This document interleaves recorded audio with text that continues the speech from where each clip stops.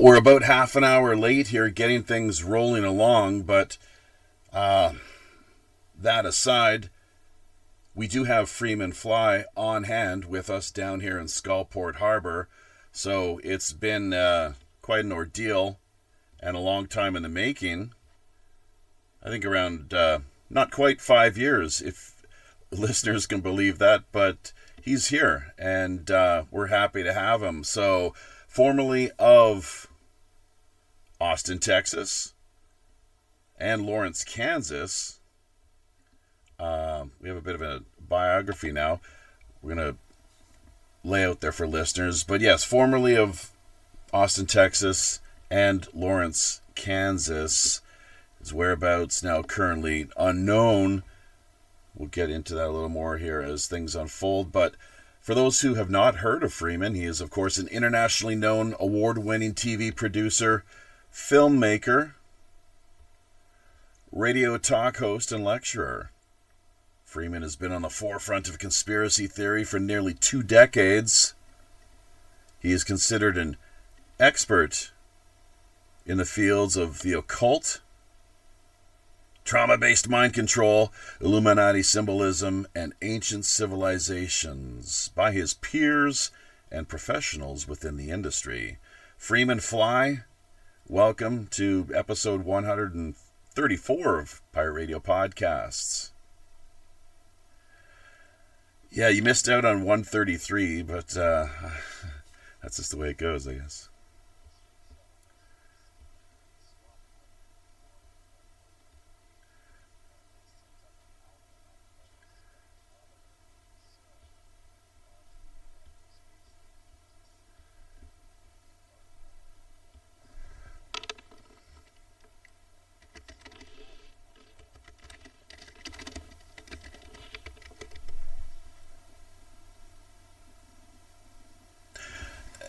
Well, it's the reason being, of course, most are aware, any of the people out there, of course, listeners and so forth that have looked into this. 33, a big Freemasonic number. I'm not sure why did they do that exactly? That kind of, I was multitasking here a little bit. Maybe it went over my head. 32, 33, big numbers. Why 34? Right, sure. Yeah.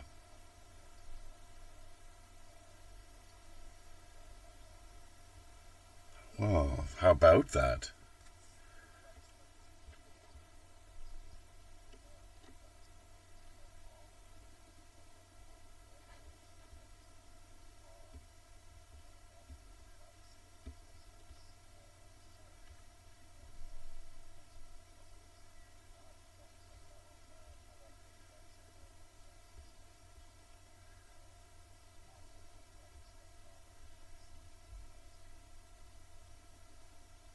Geez, isn't that something? So, there's a lot of synchronicity that we could probably get into here. We've only got you maybe for the next hour, approximately, given the fact that there was a real wrench thrown into the works there. A bit of a curveball, but we managed to bounce back. We're actually we've turned to Zoom as our VoIP of choice.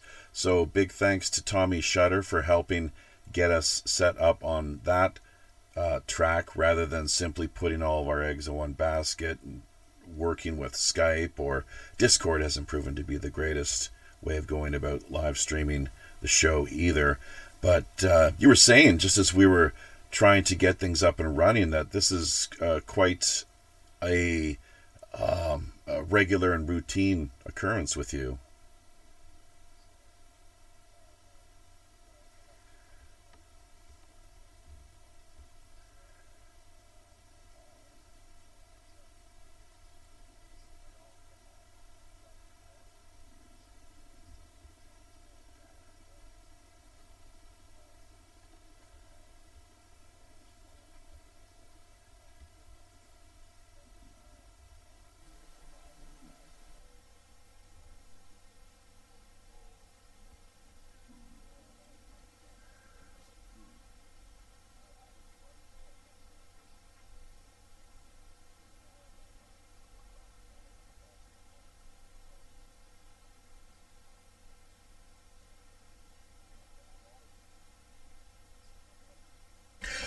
And it looks like from what the Peanut Gallery is telling us here, we finally got you here on, well, on YouTube. So just once again,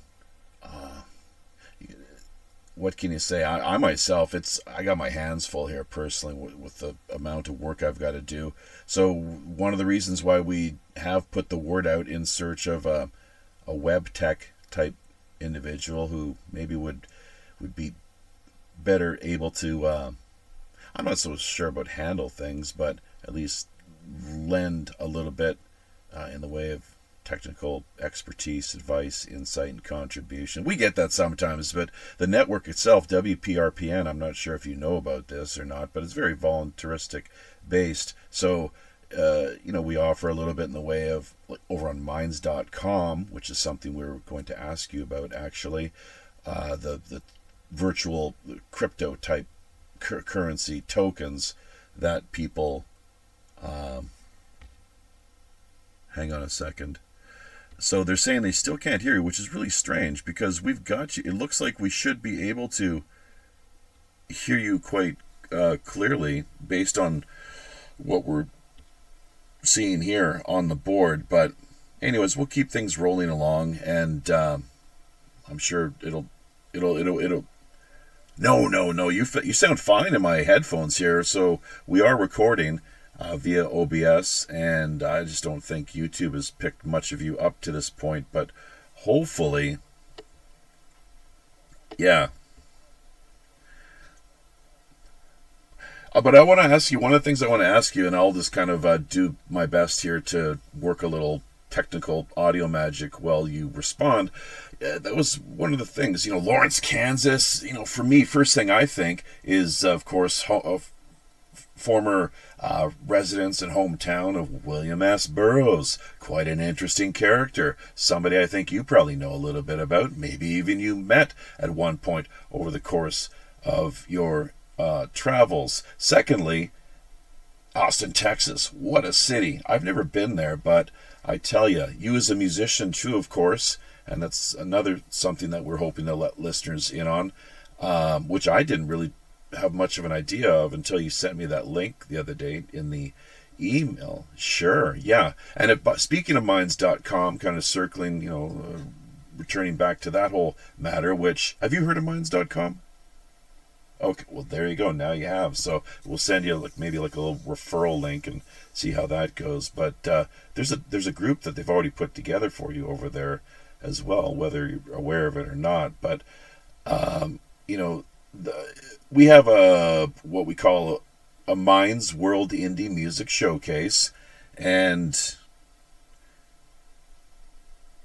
okay, so I guess they're saying yes, your voice is finally coming through. World Minds Indie Music Showcase, and all you need for really is to just put a little bit of music together and have your own minds.com channel in place. So if you do that, put a profile together over there, we'd be happy to include you in our upcoming spring showcase. So, but Austin, Texas, William S. Burroughs, and so forth. And excuse me if I do interject from time to time, but yeah, have at it, man.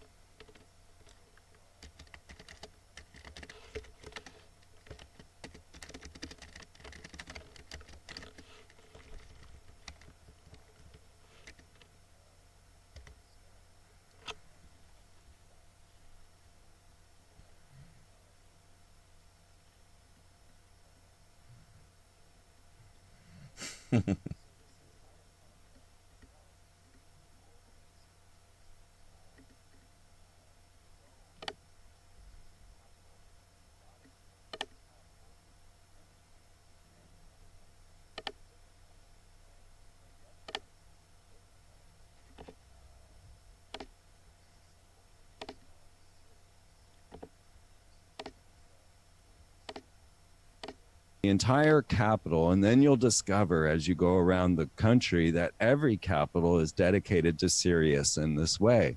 See, in ancient Egypt, the symbol for Sirius is an obelisk, a dome with a pentagram on top. You can go look this up. So then you see that the goddess herself, Inanna, Ishtar, whichever one you want to pick her to be, Lucifer, she is the goddess that stands there. The reason I say Lucifer is because of the symbolism. The pentagram and the shell, these are both symbols of Venus. And this is why they're on Texaco and shell. And Venus, if you look it up in the dictionary, is Lucifer. So now you start to realize that we have the district of Lucifer. But Lucifer in no way, shape, or form is ever connected to Satan, except in occult writings such as Dante and Milton. So the reason people think Lucifer is Satan is because there's two sentences in the Bible that might go together but don't. And, you know, there's this phrase that says, and Satan fell like lightning from heaven. Do you know what that is in Hebrew? Lightning from heaven, Barak Bama. All right. So the description of Satan is actually Barak Bama, lightning from heaven. And then they say, well, and Satan fell like, Lucifer. There's only one time Lucifer's in the Bible, right? Only one time. And it's Lucifer, how thou has fallen.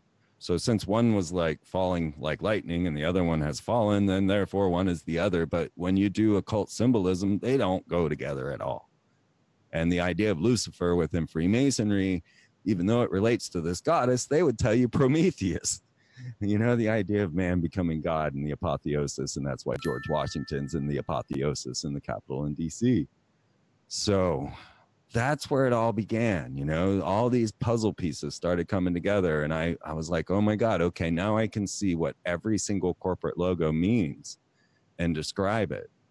And that whole thought of mine exploded into this concept that everybody now calls Illuminati corporate logos, which is actually a misnomer.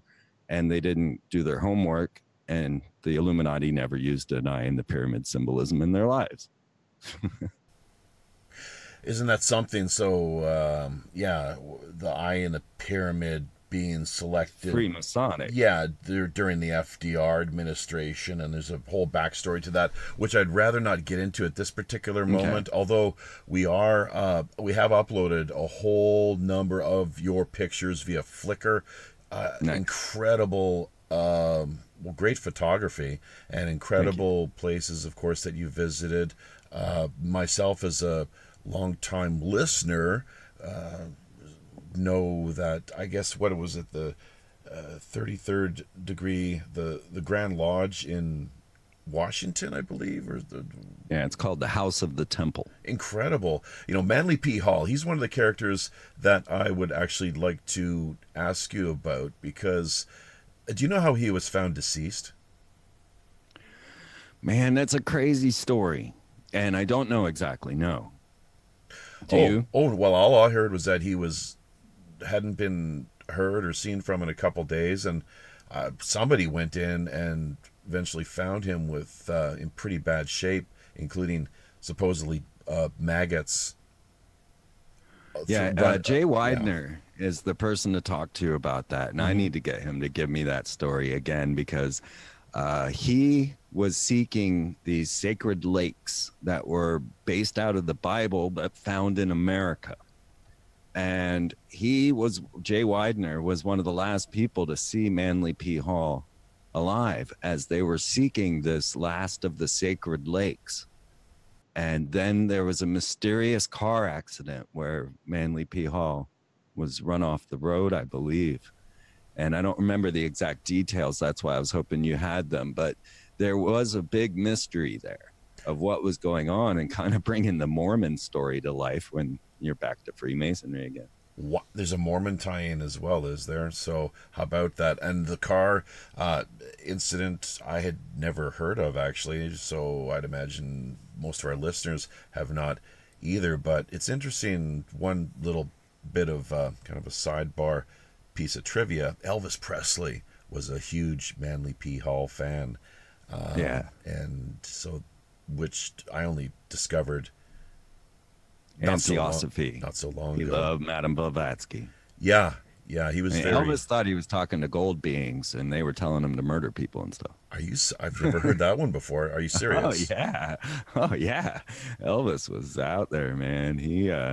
He talked to beings. He practiced theosophical practices, magical practices, and made contact with the ascended masters, and believed he was one of, well, Jesus, really. He believed he was a Christ character. He talked to UFOs.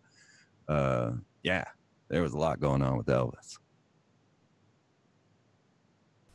One of, he's a fascinating character, obviously, and the ship's library here, you would not believe the number of books we've actually got set aside dedicated to the man, just looking at him from as many different angles as possible, trying to understand who he was. See, Manly comes to this as a proponent of the occult and the secret societies. For him, Freemasonry is the order of the quest.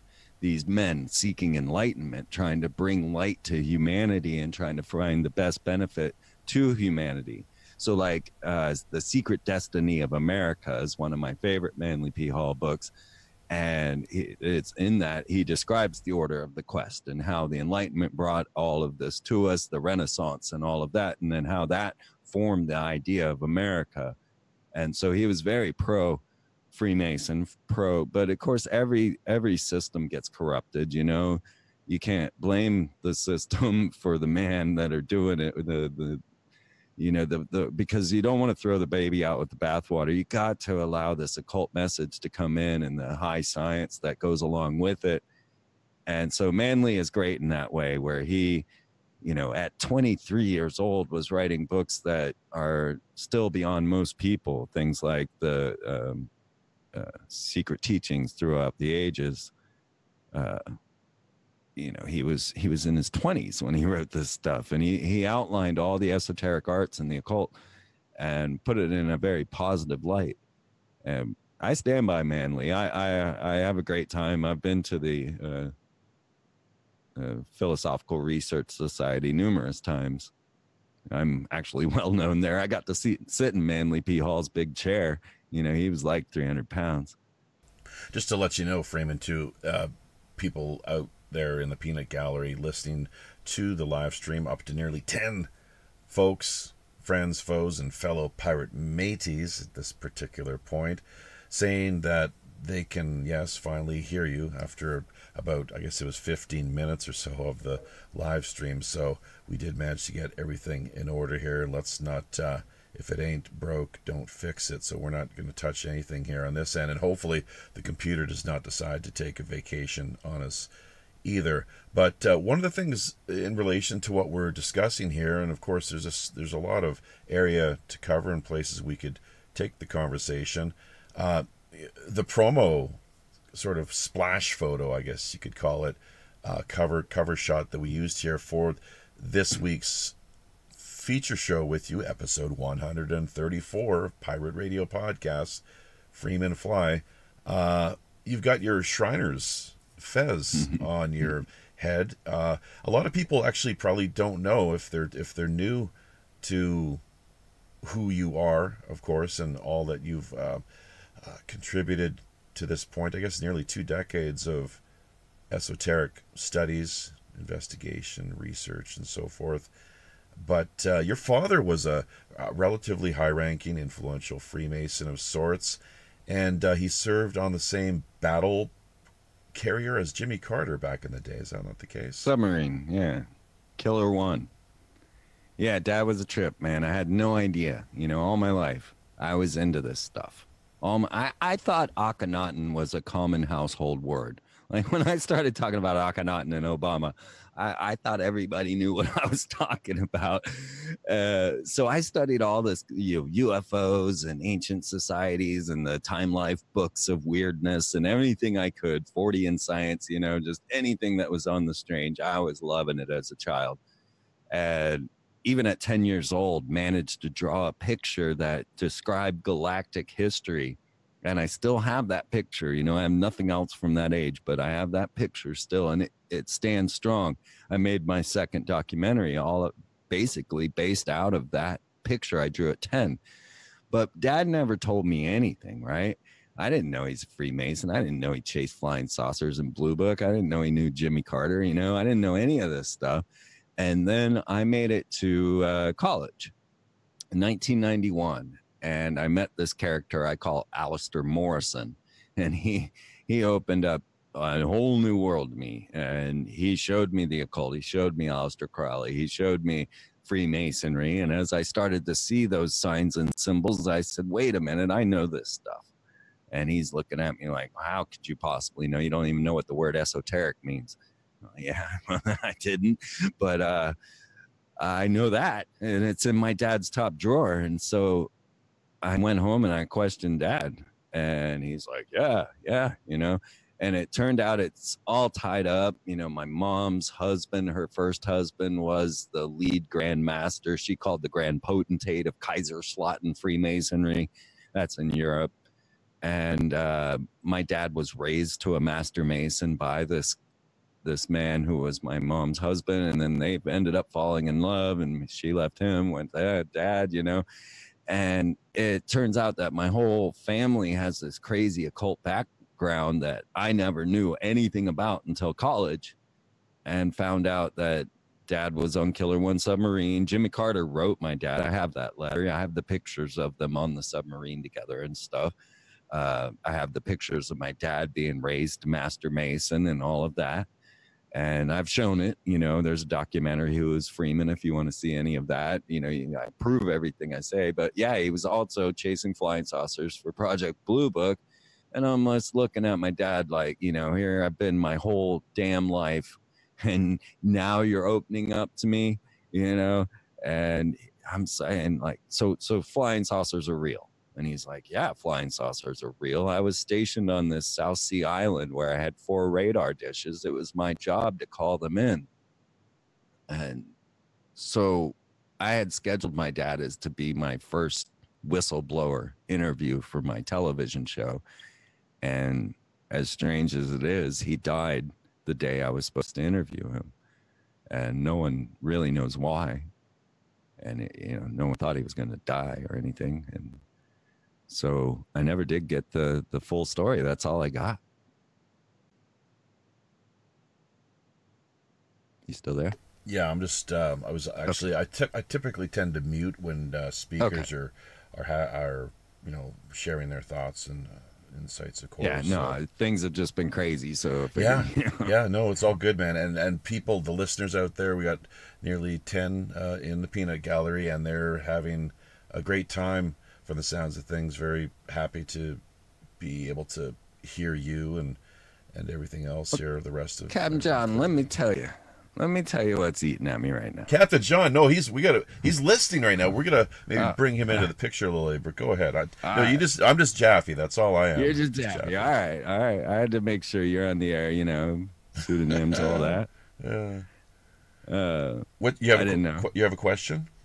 Well, no, I have kind of a complaint, if I will, because I've actually, not to you, but I've actually been the most underestimated researcher out there. I've never been wrong. And it's so hard to toot your own horn to come out and say, hey, look, I created this concept of occult corporate logos. Right. So use my work. I'm not telling you I did this so that you bow to me. I do it so that you can see the first bone, so that you can get back to the origins of this whole thing. Everybody else is using my work. David Icke, Alex Jones, they're all using my work. Michael Tessarian, what of Jordan Maxwell? Like Jordan was kind of active in this whole area a few years before Jordan you, loves I believe. Me. Yeah, sure. I mean, it's all one kind of everybody knows each other, I'm sure, and some people get along better than others, and so on and so forth. But we had you actually. We were trying to get you lined up and booked with Art Bell back in the day. I'm not sure if you remember that or not. But well, I'm banned from coast to coast. Jimmy Church, you know, he's moving his way to the chair, to the George Norrie chair, you know, back before he was on the air, coast to coast. And me and Jimmy are friends, and he's like, Freeman, you're my man. You're my man. You know, the moment I get that big chair, you're it. You're going to be on. And, you know, I've been waiting years. Okay, now let me tell you, I have been calling into coast to coast for 12 years. They will not let me on. They will not let me on as an open line. They will not let me on as a guest. They will not let me. I've met George Norrie 3 times. I've shook hands with producers. They've taken my DVDs. They've done everything, and they won't let me on. And that's why no one knows that I'm the person that thought these things up. I mean, Hollywood mind control and the high-profile rituals. That's me, you know, and now everybody's onto it. You know what I mean? Like these things that I brought to the surface, they're now exploded, and everyone doesn't even know that I'm there because I've been so banned from everything. But sure enough, when Jimmy did finally get the chair there at Coast to Coast, he calls me and says, all right, we're getting you on, man. We're getting you on. And then nothing. And it wasn't him. He's like, dude, they won't let me put you on.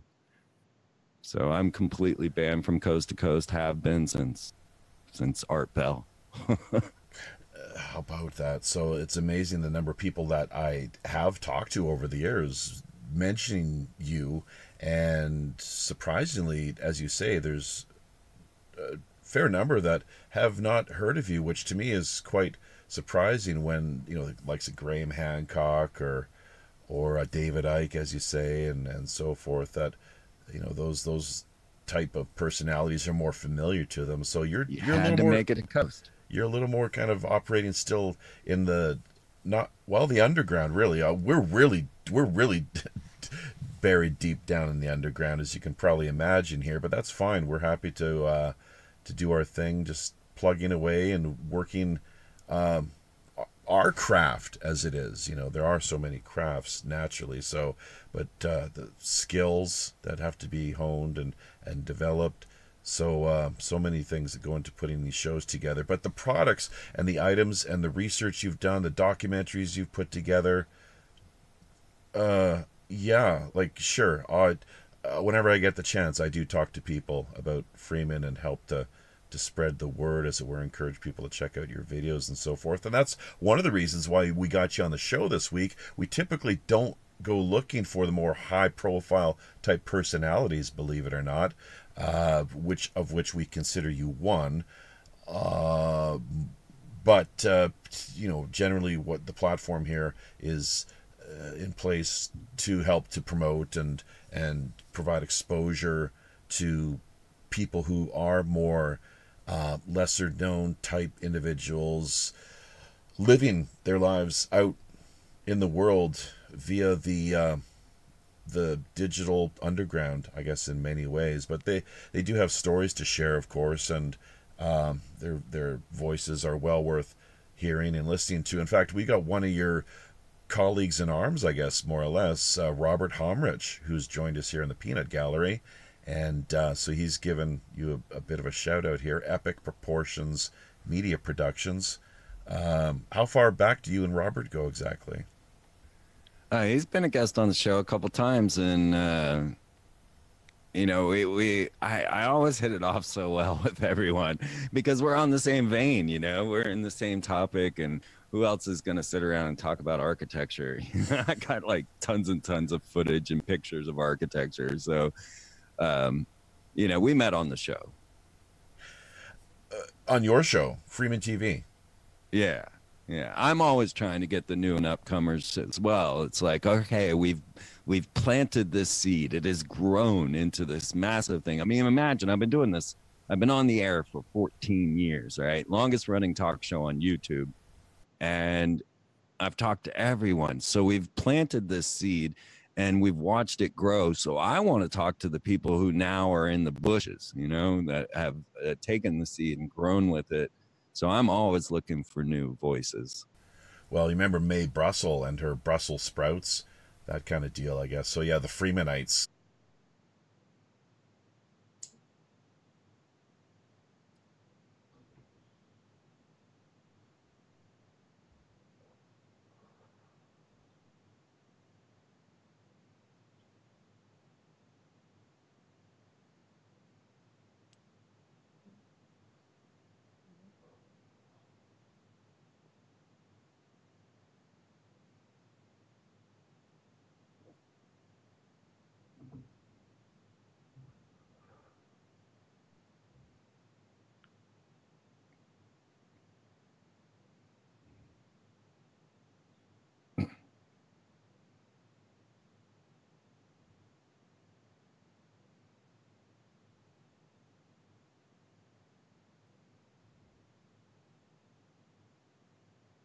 Yes.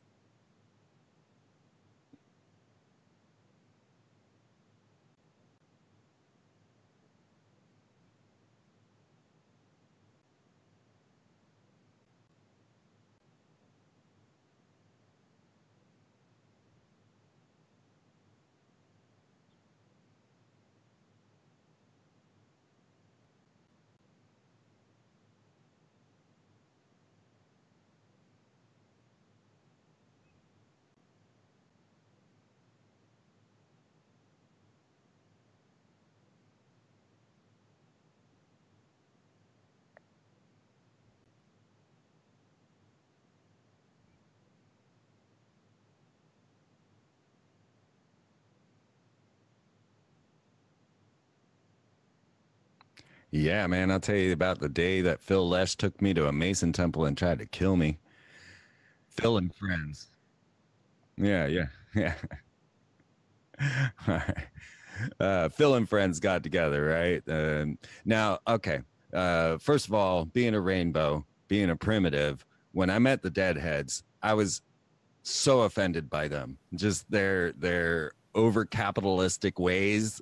They wouldn't feed me. You know, I was a rainbow, and the rainbow and Deadhead world really don't mesh. But everybody kind of considers hippies all the same, you know, but there's different cultures inside of that. It took me a good time to warm up to the Deadheads, and I finally did. I still like the string cheese heads better, but the Deadheads warmed on me, and the Dead themselves, they did too. But I never actually saw the Grateful Dead. I saw the other ones after Jerry died. So I'm another head instead of a Deadhead, right? Because I really did like the other ones, and I got to meet Steve Kimmock, and that was when, yeah. Anyway, we were on the purple school bus, and they came by, and they were like, "Dude, you guys are the real deal," you know. I got the Dead telling you you're the real deal. It was awesome. So yeah, so I'm touring around now. Literally, that bumper sticker that says "Who are the Dead and why do they keep following me?" was my damn life. These Deadheads and the Dead, they just kept showing up everywhere I was with my van. Well, one time Phil Lesh and friends showed up, and they had this arena schedule, but they moved it from the arena to a Masonic lodge. So, being very curious about masonry at that time, I decided I should go see this show. I went in there and started talking to the lady at the register to find out, you know, why are they playing at a Masonic lodge? And they said, well, they can't get federal grants. And so the Masons are like underling, and they can get federal grants so we can put on the show, something like that. And I'm like, okay, that doesn't make much sense, but I'll buy it. And I got my ticket and I went in. They had overcapacitated this Masonic temple to the hilt. I mean, it was just so packed in there, and there was no air at all, no air conditioning, nothing. You couldn't breathe. So I went over and I found a window so that I could deal with my claustrophobia, and I just stayed by that window. I people were out there dancing, and they started fainting. So I would grab my bottle of water and run over and revive them, bring them over to the window so that they could breathe. At one point, somebody's hand grabbed my hand outside the window. I didn't know what was going on, but I just pulled the hand up into the window, and it turned out to be a good friend of mine, and I brought him into the concert. All of a sudden, these people come over and they're like, "Oh, we're gonna shut this window," and I'm like, "The hell you are! People are dying here. I'm surviving. You know, I'm saving these people. I'm saving you." So they were charging us, the Masons were charging us $3 for half a bottle of water, like this little thing. and I was having to use it all to rescue people. So I went into the men's room to try and start filling my water, and they'd turned off all the cold water in the building so that you couldn't get anything but scalding hot water. They didn't want us filling our own bottles. So I had to spend $3 more to keep saving these people from fainting. And it was hell. It was just like this whole night of hell. And I could have left, but I felt like I was needed to keep people alive. And Phil, he came into the band. He didn't even know how to play the bass. If anybody was CIA, it was Phil, and definitely a Mason as well. But that's the day Phil Lesh took me to a Mason temple, tried to kill me. How about that? So, yeah, I've noticed over the years quite a few artists, Bruce Springsteen, Bob Dylan, both of whom I very much respect as far as their musical ability and production is concerned, what they've put out there over the years. But sure, they're more than happy to perform on a pretty routine basis at the Freemasonic auditoriums and so forth. Van Morrison, another one. It's all part of the circuit, I guess, at that level, frankly. That's just how the deal works. And, Shaquille O'Neal's a Mason, Sure. Yeah. Hey, listen, one of the things I wanted to ask you about, because time is limited here, I know, but with the Shriners Fez, going back to that whole business, and we had a friend, he's actually our chief of security here on the Robin Hood, that we were thinking would be with us today. He had expressed an interest. Unfortunately, that didn't work out. He just didn't even show up at all. So maybe has some personal issues that he's having to attend to. But the Fez has a quite a history. It's very symbolic, the old saying, for those with eyes to see. And the one thing that I see really, along with the color of red, is the scimitar and the crescent moon. Now, a conversation and kind of a little bit of an exchange I had with our chief of security the other day, as a matter of fact, had to do with how he was saying no Muslims could be Masons. It was just entirely impossible. No, that's not true. Well, there we go. And I want to hear your take on that, Matt. Can Muslims, in fact, be Masons? Absolutely. Yeah, they welcome every religion. The only thing that you can't do is go. It's probably more likely that a Muslim can't be a Mason. It might contradict with their beliefs in some way, shape, or form. But I don't think so, because this whole thing spawned up out of the Templar Islam connection, and they brought that in.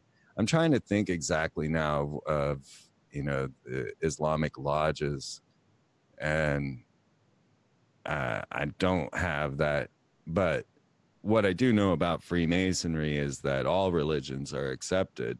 It's just that you must only profess that you believe in a higher being. And so you can't call the name of your God inside of the lodge. So you wouldn't pray to Allah and you wouldn't pray to Jesus. You would pray to the God or the architect or the great architect of the universe, the goat. And so, yeah, no, I would, it's hard for me to say it definitively, but I know that they bond. I know that all religions are welcomed into Freemasonry, and sure, that's exactly what my understanding is. Well, too, that all that is required is for one to profess the belief in a supreme creator of the universe. That's one of the reasons why, from my vantage point here, I do not believe Buddhists, technically real Buddhists, practicing Buddhists, would qualify, because they never, you don't, as a Buddhist, do not profess, unless maybe, you can help clarify things, correct me here, but they're all about mind, yes, and psychology and potential devas and gods that are largely unseen, of course. On one level, that's a certain type, branch of Buddhism. But have you ever heard of Buddhists professing to a belief in a supreme creator? He got me on that one. Well, not they're not the people of the book either. You know, in accordance with Islam. That's why if you look at the history of India, there was just so many millions there, of course, that were they were decimated back during what is it, the 12th or 13th century, something along those lines. So and continue to this day to visit Saudi Arabia. I think other countries as well, but the Saudi kingdom in particular, that you must sign when you enter that you are a practicing Christian, Jew, or Muslim. I guess, from what I I understand. wonder what Sophia had to sign. You know, the AI computer robot Sophia is a citizen of Saudi Arabia. Wow. Hey, It's her third birthday today, actually. great question. Now 3 years old. No atheists, though. No Buddhists. Clearly, I mean, no pagans. You know, how could you do like that's kind of a tough one. So, you know what the word pagan means, I guess, don't you? I did at some point. Country dweller, kind of a rural kind of bumpkin. Right, yeah, That's rural, all yeah. it means. You ever look at the word propaganda? I know you love wordplay. Pro-pagan, duh. What I'd say to that, all roads lead to Rome. You know, because that's really the origins of ancient classic propaganda in the classical age.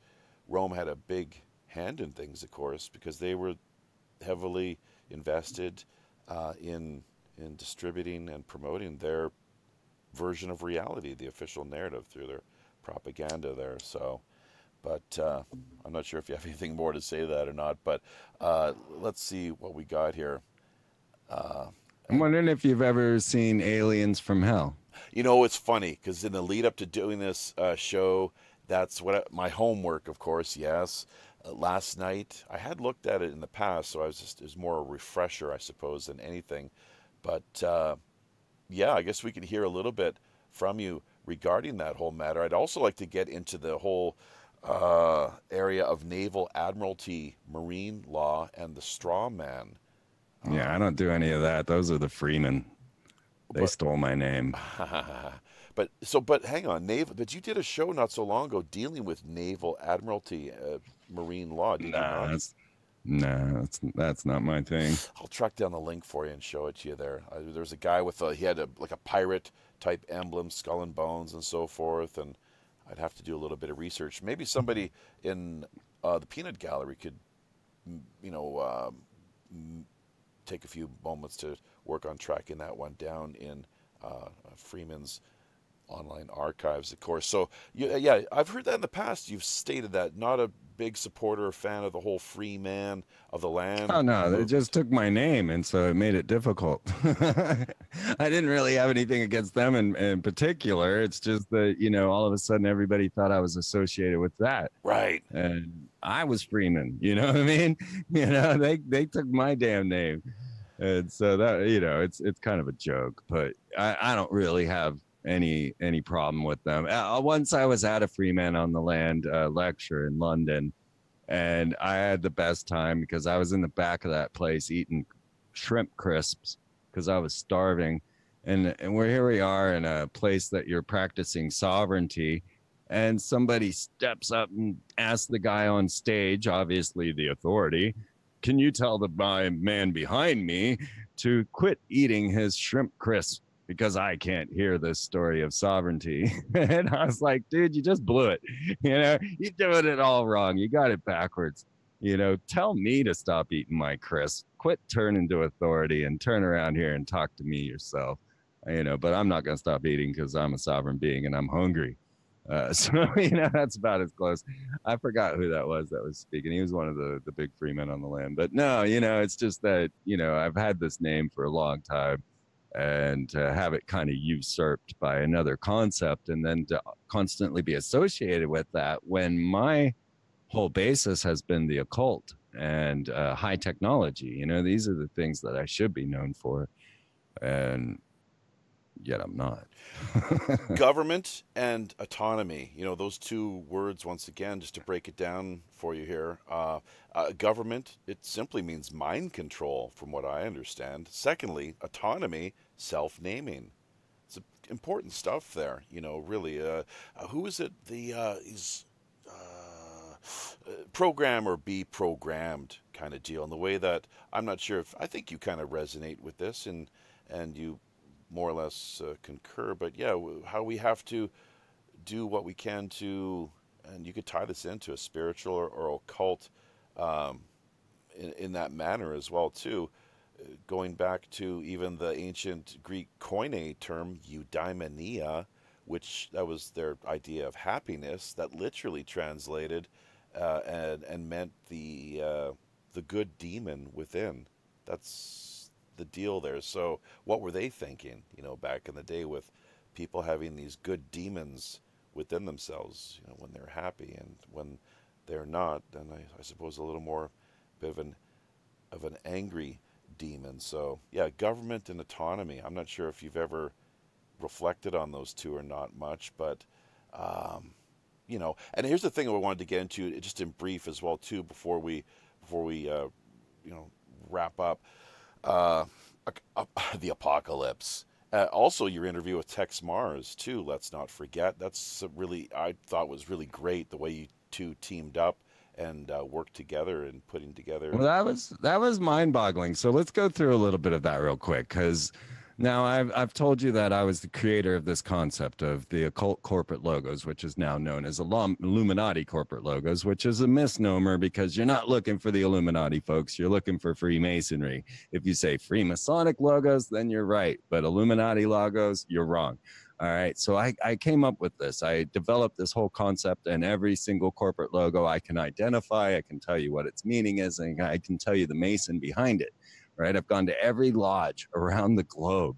You've seen in my photography, I have pictures of every lodge around the planet. And I found the pictures of all the corporate heads and such, that, you know, like Ray Kroc or McDonald's and things like that, to show you that these Freemasons are putting Freemasonic logos up.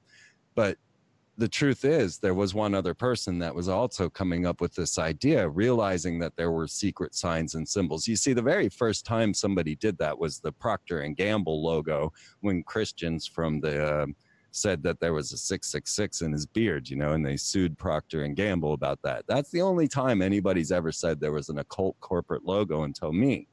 But then Michael Tessarian as well started that concept too. And so the two of us at the exact same moment made documentaries about the occult meanings of corporate logos.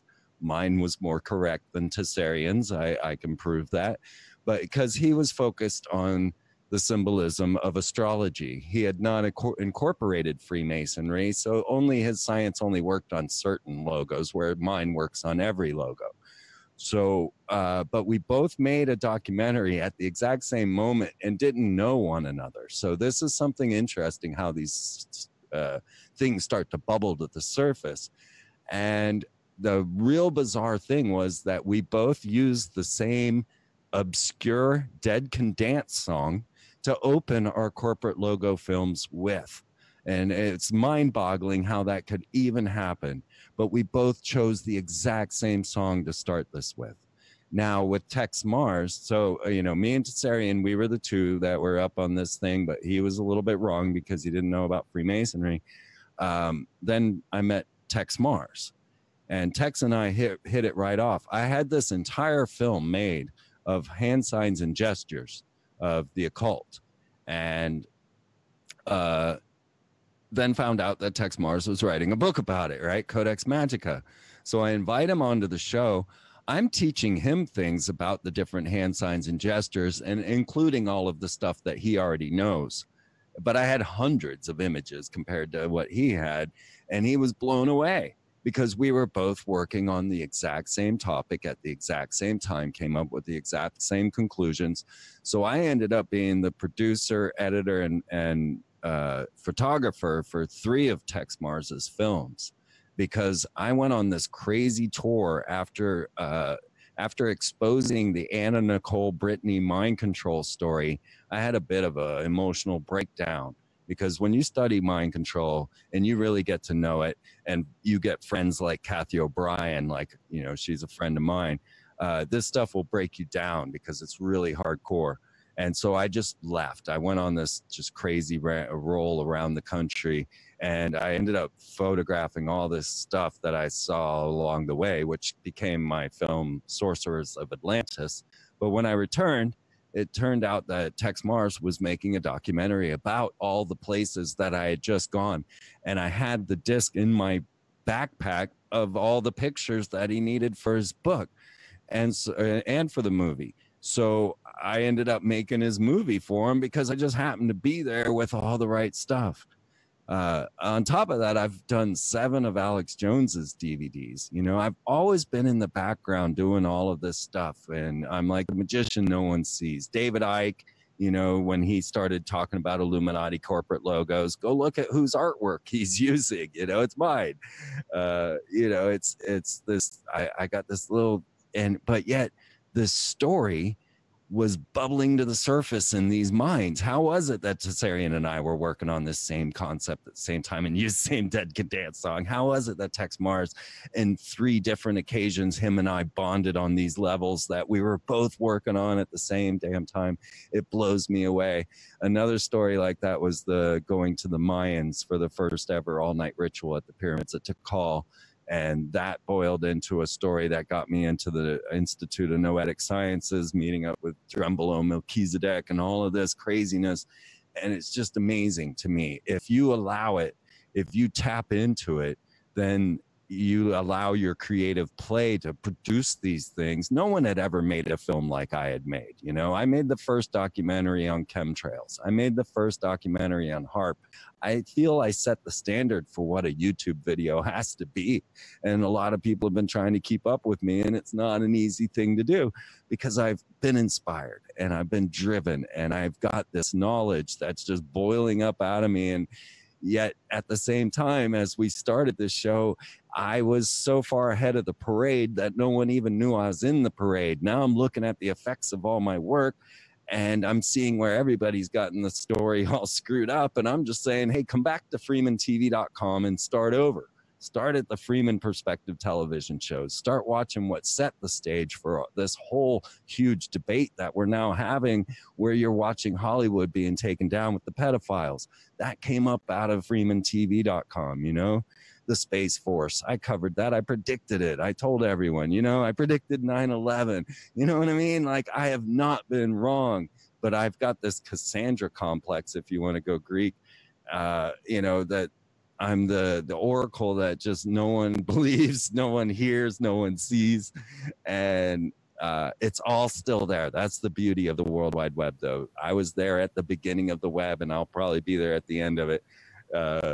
You know, and everything I've ever said and every film I've ever made and every documentary, lecture and book and music, Molecular, my band, you know, it's all there for everyone to just go. You could spend a decade on freemantv.com and never see the same thing twice. Pretty much, yeah. An extensive archive library, amazing interviews. Yeah, interviews came later. I didn't even do interviews for the first, like, you know, I don't know. I mean, at first years, it was all based on my work, is what I wanted to make sure to be known as. I didn't want to be a radio talk show host. You know what I mean? That wasn't me. I was the researcher bringing this stuff in. Yeah, absolutely. So, geez, I wish I could remember his name. Isaac Bones something. Isaac Bonowitz. There we go. Yeah. So I was just listening to the show that you did. I don't think it was that long ago, but I could be mistaken. Dealing with Wi-Fi, as I like to call it, the whole 5G agenda, the way that's being promoted and rolled out, weaponization of space. A lot of people think that it's someplace out there, up in the sky, you know, not realizing that, wait a minute, it's right here, folks, you know, within us as well as with, you know, without and beyond. So that's something just I can't believe is lost on so many people, the level of ignorance, frankly, where they don't stop to recognize or acknowledge or look into the work of Tesla, for example, how, you know, 5G, scalar weaponry, and people think I'm joking when I say they sent a Doritos commercial to Ursa Major, or that they simulcast the movie The Day the Earth Stood Still to Alpha Centauri. These are open scientific projects, just like the sheeple, where they used put DNA of humans into sheep, grew them in artificial wombs, and produced sheep that grow human body parts. But we have the technology now to transmit movies to other star systems, to send Dorito commercials to Ursa Major. And these are all ground-based technologies of ultra-low frequency radio transmitters that are able to manipulate the ionosphere and all of that, HARP, things of that nature. There's HARP, ISCAT, SURA. They're all over the planet. The VLF array, the military, the Boeing, the Cape Canaveral Deep Space Wave Guide. That's the one that sent The Day the Earth Stood Still to Alpha Centauri. Now, why would you send that movie to Alpha Centauri? Do you know it showed up at Alpha Centauri on December 21st, 2012? Because it took 4 years for it to get there. No idea. I should remember that one. I know you've talked about it in the past. Go ahead. Yeah, that's it's a movie that says humans are so bad, send an AI giant robot to kill us all because we're just war creatures, and then we send that movie to the most closest possible inhabited star system, Alpha Centauri. What was the name of the movie again? The Day the Earth Stood Still, with the old Keanu Reeves. Sure, because that perfect role for Keanu. Well, that was a remake as well, too, wasn't it? Yeah, the remake. Yeah, right. The god awful film. Poor Keanu. Anyways, look, I'm going to turn the focus here as we wind things down to the peanut gallery. Been very active, up to around 10 people here, trying to engage, be a part of the conversation, and there's a couple questions as well, too. So we're just going to scroll down. We had something here that we want to discuss in particular. Stand by. What was this whole business with Hunter S. Thompson and the snuff films then out of Bohemian Grove? I know Alex Jones has his own take on things, and that's another matter I'd like to bring up with you as well, too, because you know Alex personally and maybe even still are in contact from time to time. But thoughts on Hunter S. Thompson and Alex himself, too, if you will. Don't really have anything on Thompson. Yeah, I wasn't a big follower of Gonzo, but you've heard the story. You're familiar with the theory? I like the Johnny Depp film. No, I don't know what you're talking about. The Human Sacrifice, the snuff film that was supposedly filmed out of Bohemian Grove involving Hunter S. Thompson. So anyway, something you might like to look into at some point. But Alex, yeah, so is he the same person today that he always was? Oh, Alex. Oh, man, it was so funny. I tried to find Alex. I didn't know who he was till I got to Austin, Texas. Although I had seen Bohemian Grove, I didn't know who he was or anything. And when I got to Austin and I heard him on the air and was like, oh, I need to meet this guy, I went on the hunt. But I didn't ever find him because his address is a lie. And but then I got the gig at the Access Studios. I didn't ask to be on television. I'm not a person that tried to be in the spotlight, but somebody said, you need a TV show, and he paid me to do it. Well, he didn't pay me. He paid for the TV station to put me on. So, well, he paid for my first lesson. All right. Anyway, so when I finally got in Access Studios, that was the first time I ended up running into Alex. And I was like, oh, okay. I had to be on the same level as him for us to meet because, otherwise, he wouldn't talk to me. Right. But sure enough, being another producer, that way, all of a sudden, boom, we're on talking ground. So I walk into Alex and I'm like, so I understand you're the other person that predicted the day of 9/11. And he's like, well, not to the day. And I was like, oh, okay. A little proud of myself for that one. That was a bizarre scenario, having all those people show up at my door on 9/11 going, how did you know? How did you know? And they were all so angry. It just confused me. But then I looked at Alex and I said, that owl is not Molech, right? And he's like, yeah, but it's already out there. And I'm like, you realize that goes to the goddess and Illuminati symbolism. It it's it's more of it's a goddess symbolism. And he's like, yeah, I know, but I can't do anything about it now. But he changed his whole movie and added that into the Bohemian Grove. Thank you very much. That was me. Because he had to add that part because I proved that correct. Well, hang on. The owl is, who exactly then? Well, the owl goes to Athena, Minerva, Ishtar, Inanna, and all the way back to the queen of the night. That picture you typically see called as Lilith, where she's got the owl feet. And, right. I have pictures of it in my photography. Mm-hmm. That's right. So that's the owl. And see, the Illuminati, that's what they used as their symbol, was the owl. They were a Minerval. Minerva was their goddess organization. So everything inside of the Illuminati is owl symbolism. There's no pyramids. There's no eye in the pyramid. The sun sign, this point within a circle, was Illuminati. But if you're going to use the term Illuminati, then you got to use the right symbolism, because if you're talking about what everybody's talking about, it's Freemason symbolism. So I just got to beat that into people's heads, because the Illuminati, you're chasing a specter. But the Illuminati did worship the owl. It was one of their main symbols because of Minerva, because of Athena, and of course, again, to Columbia, the goddess of America. So it fits in there as well. But Molech, no, Molech's a bull. Right, sure. And that ties into the whole business of Baal worship, something you've covered in the past and done a lot of, work with others on, as well as just on your own. So now this, you're saying then the owl goes back to the origins of the Illuminati with Adam Weishaupt. Is that right? How he just kind of came up with the idea, because it actually even went back further, and this is just knowledge that something he was aware of, and he figured that, well, let's incorporate this because it's deep. Well, yeah, it goes all the way back. Yeah, sure. It goes deep into all the way back. You can go to Inanna, Ishtar, and again back to Lilith, and find the owl symbolism. They're always depicted with an owl. Yeah. We're a little pressed for time here. We don't want to keep you too long, and I'm not sure. We got the optional Rogues Gallery after show. That's an hour-long kind of deal. I don't even know. We said, of course, formerly of Austin, Texas, Lawrence, Kansas. Are you going to let our listeners in as to where you're basically located these days, even if just the state?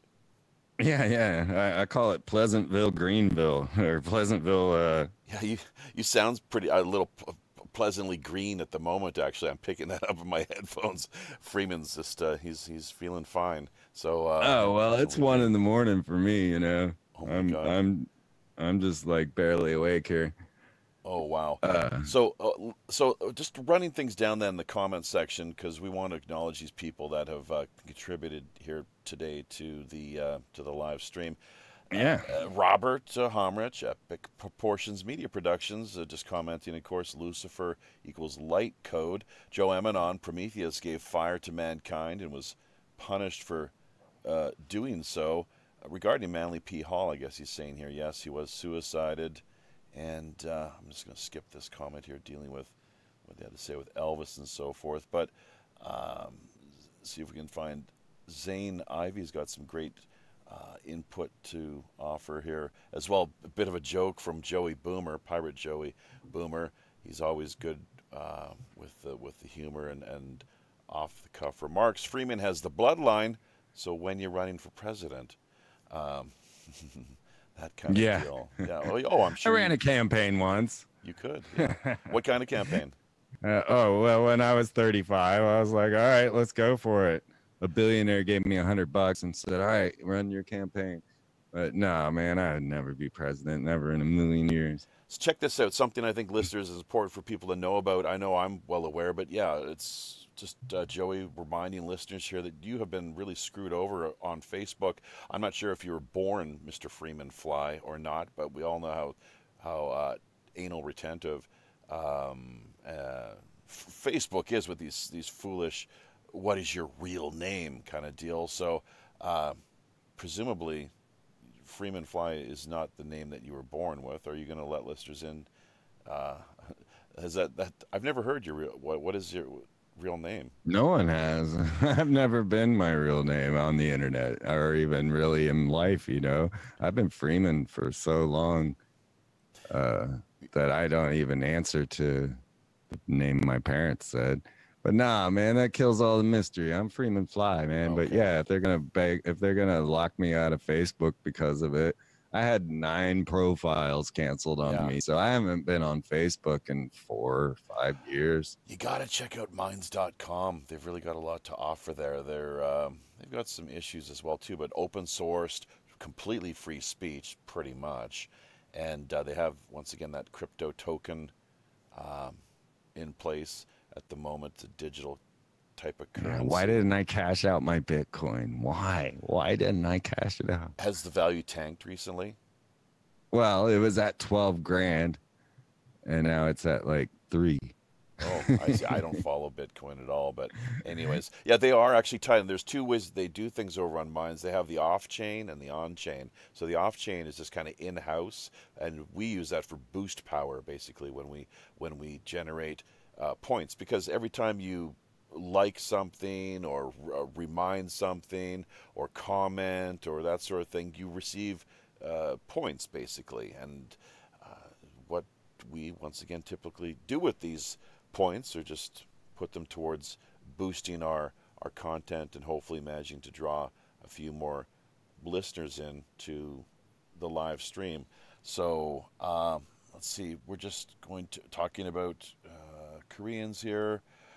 Geez, we just lost the comments, but stand by, we'll get that back here in a second. So I just got a text from Mary Sean Young.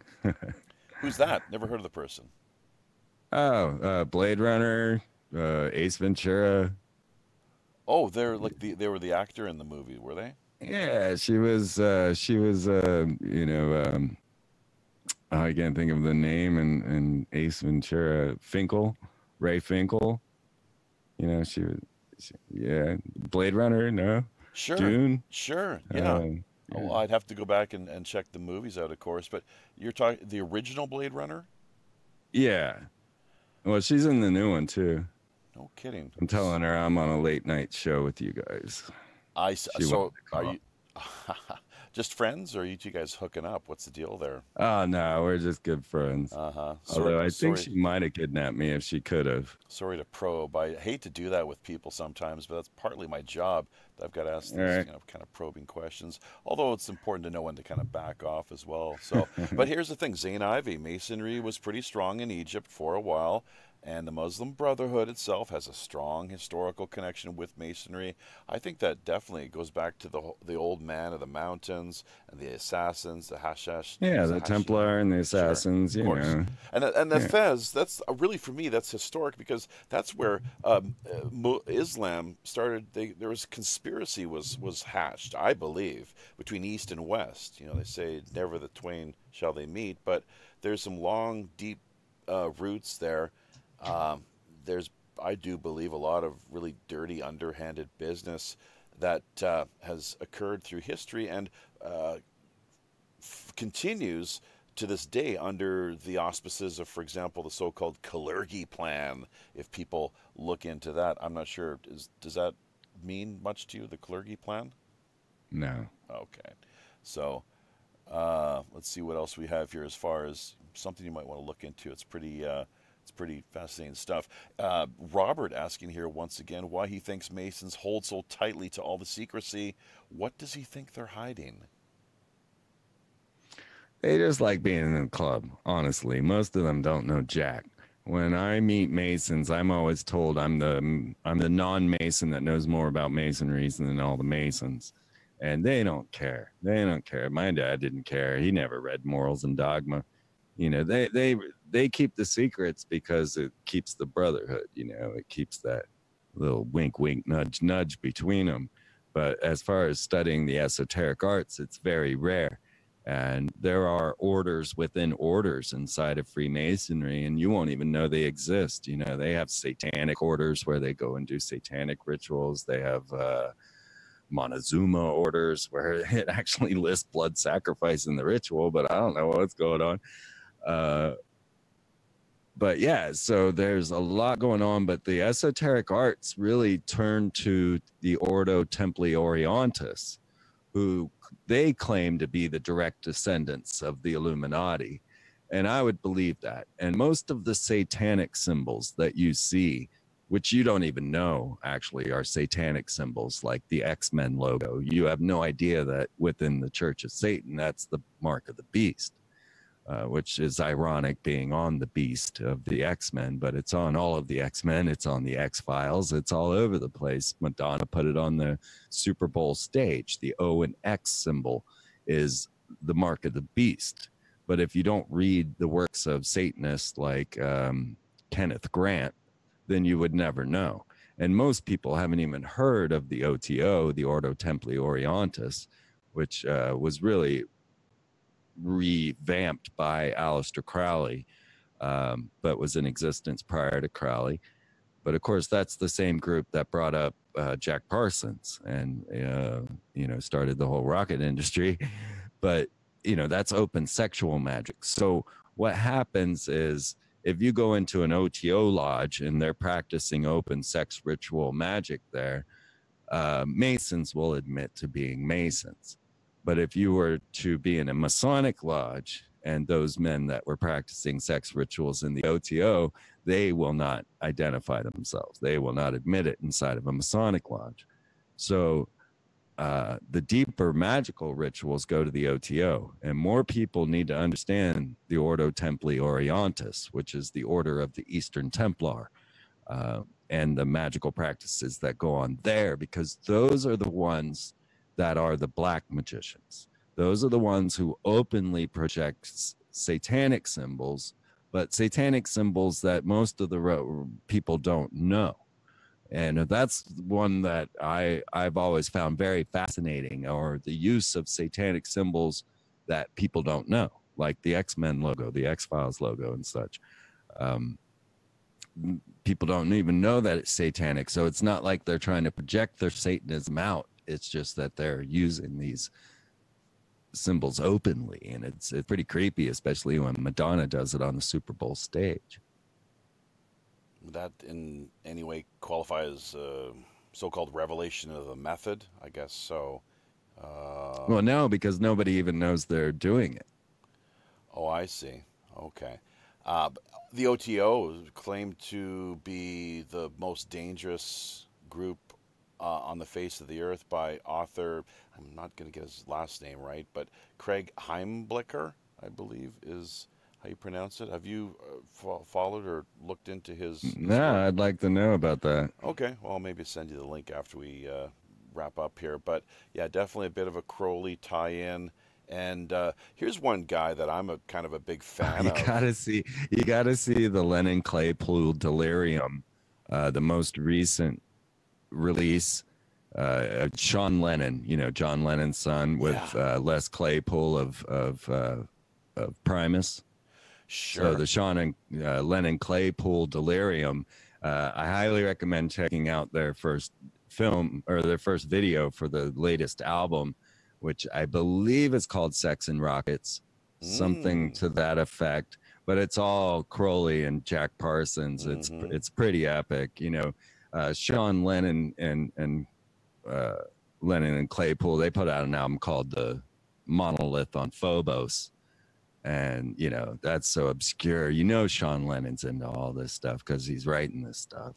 You remember Peaches Geldof, who just passed away a number of years ago, not so long, maybe 4 or 5 years. But she, once again, heavily a big proponent and advocate of the OTO. So they're all OTO, Sure. Bowie, Led Zeppelin. Yeah, the list goes on and on. Look at John Lennon himself. Beatles. Yeah. Of course. Yeah. So they're all OTO. How about that?